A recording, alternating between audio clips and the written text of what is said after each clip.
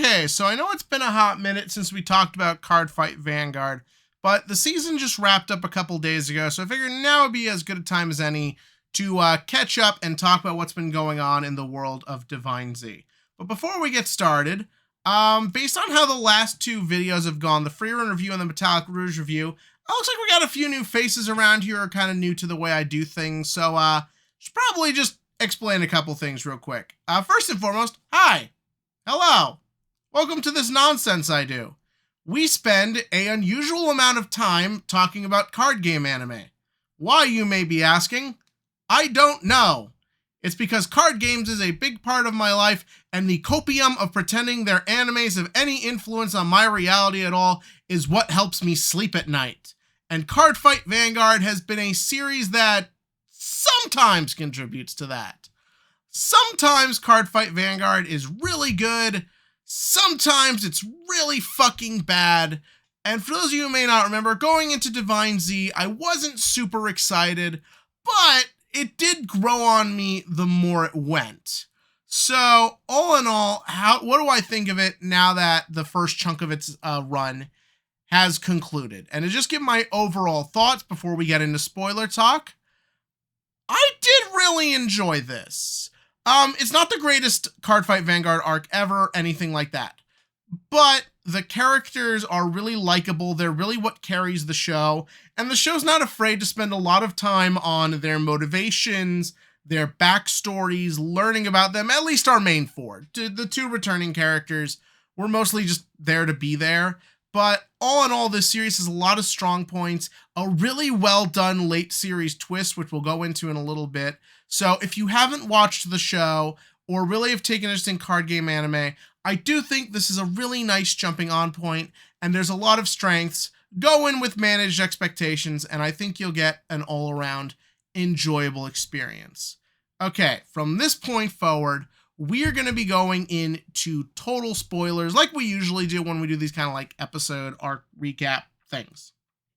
So, first up, let us begin where we left off. Except I don't totally remember where we left off, and I don't feel like looking it up. So we're just going to talk about where things really got spicy. And if I had free time when I had seen this episode, I totally would have just gotten on and done a quick reaction to this whole thing.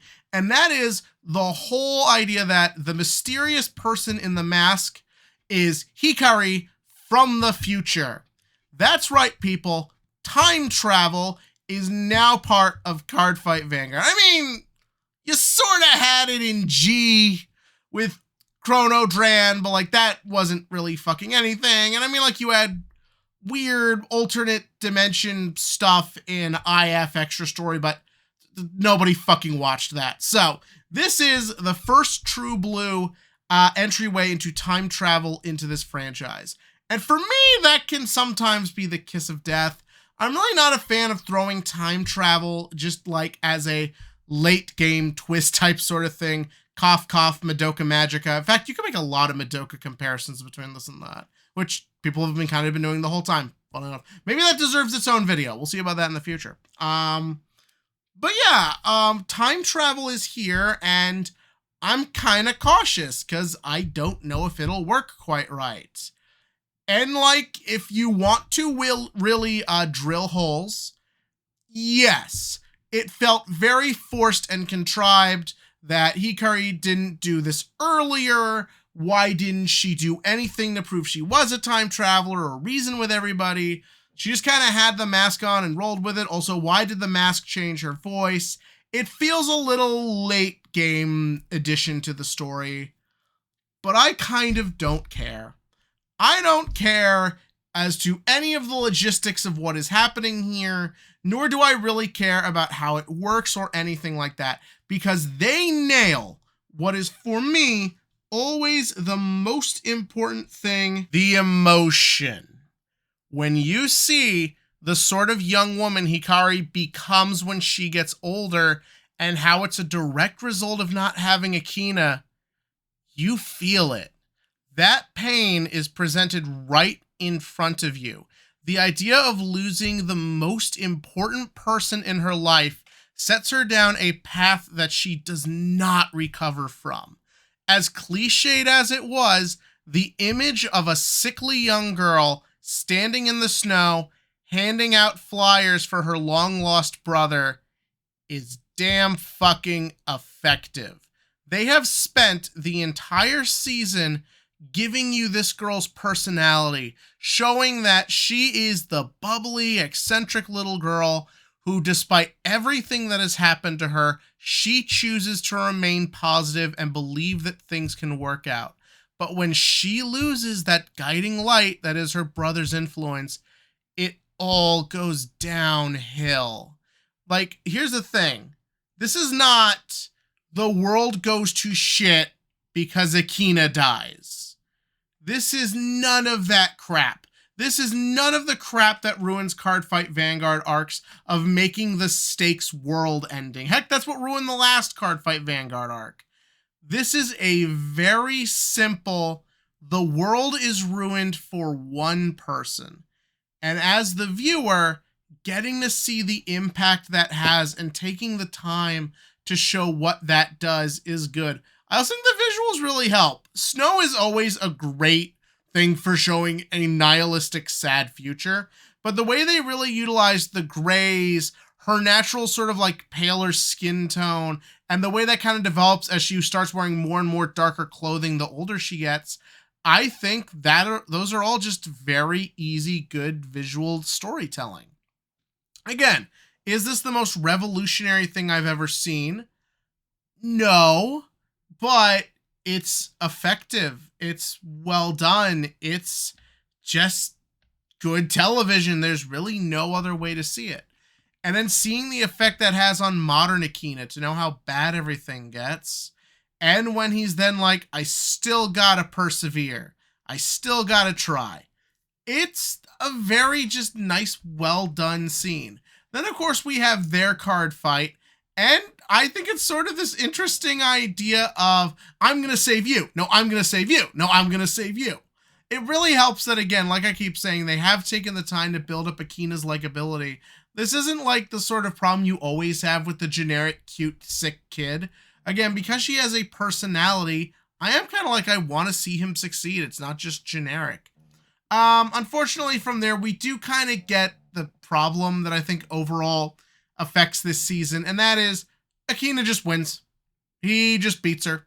Beats a freaking future Fated Clash winner, and it's just kind of nothing. Another fight on the way to the big climax. And I think that is kind of like the thing, and that is, this season had one twist in mind, and as good as it was, it does make it feel like everything that happens after feels a little just kind of whatever. Like, it goes exactly the way you expect it to. Akina beats Hikari, and then he's still like, I still want to help So because I'm the hero, and that's just what I do. There's a bunch of scenes of him telling everybody, just in case, stay away. But they're all like, now we're going to come because we're bestest buddies. And then they come, and they cheer. And then Akina pulls a last-minute win out of his ass using the power of siblings and time travel. And then he just beats So. And it's all happy and hunky-dory. I will say, I do think it's very interesting that So, despite being in the antagonistic role and literally the guy who kills everybody, is never presented as a bad guy. I touched on this before, but he's someone who is very much out of control because of the misery of what he's gone through in life. But at no point is this ever meant to be like, oh, he's evil. He's just somebody who's lost and has been through pain.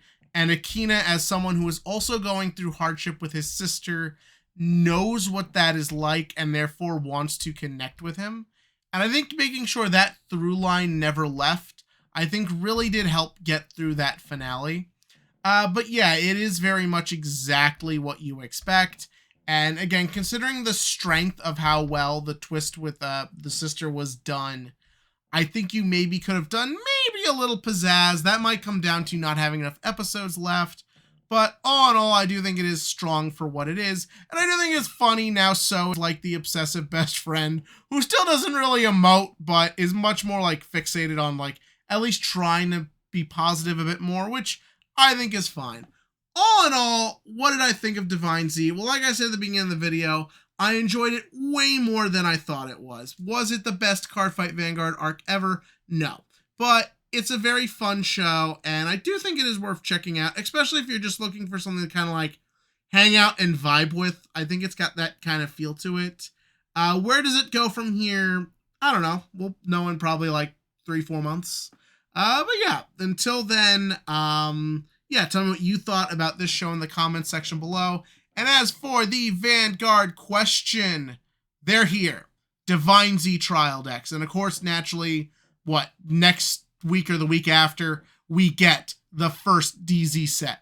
What you building? I got Springfest coming up. I gotta get on that Raziel Turbo build. But tell me about what you think in the comments section below and what you want. And as always, click to like, click subscribe, and join me for more Cardfight Vanguard going forward. Maybe we'll do that Madoka comparison. That might be kind of fun.